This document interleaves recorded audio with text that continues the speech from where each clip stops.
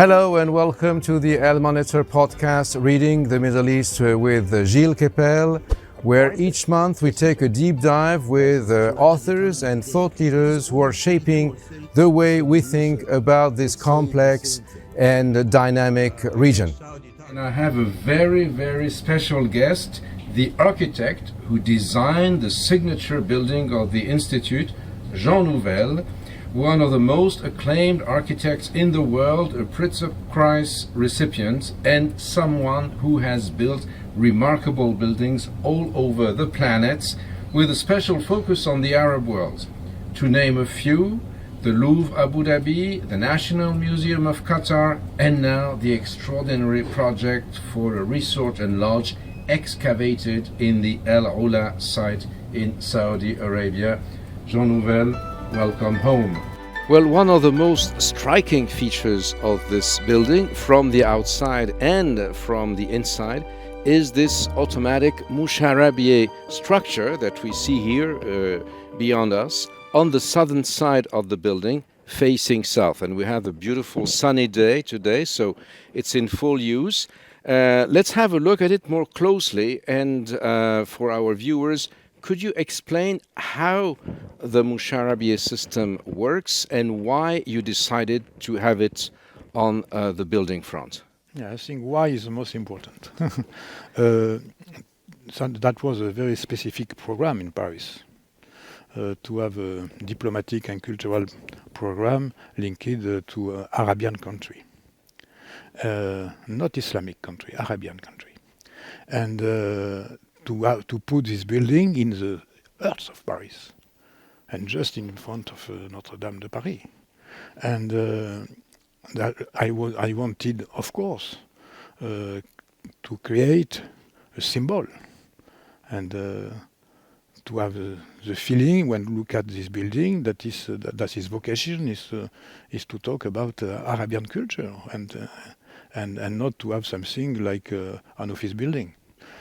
So for that I researched some architectural system to reproduce what is for me the base of the emotion of the Arabian culture, is geometry and light.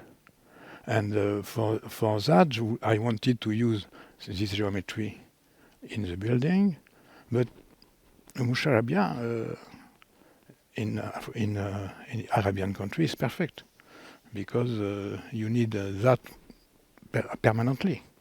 Here in Paris, if you are in a library, and if it's a rainy day, you have no light. And in summer, if you have an open with a Moucharabieh, inside you have the sun. So I imagine to have a Moucharabieh with variable geometry. It's a little bit like a camera. When you turn the diaphragm, you have by rotation different geometries, and that is fantastic. In this, I wanted to quote you. You are known as saying that all architecture is local. Would you like to elaborate on that a little for that? I absolutely. Every architecture is local, and when you are in this place of Paris, that was a big question. And I wanted, of course, to create with this important building something belonging to Paris. It's a Parisian building, it's not an Arabian building. It's a Parisian building talking about Arabian culture. It was at the time of after the first oil shock, and when, of course, France was interested in the Arab world from a different viewpoint. We had the Grand Paris Mosque, built in the 1920s, and this was, of course, another type of relation with the Arab world. And this building, this magnificent building, brought to you, and you were very young at the time, you're still young, but you were even younger, it brought you immediate international fame, in particular in the Arab world. and you were invited to the Arabian Peninsula, among other things, at a time when those newly rich oil states were willing to erect landmark buildings, towers, palaces, museums.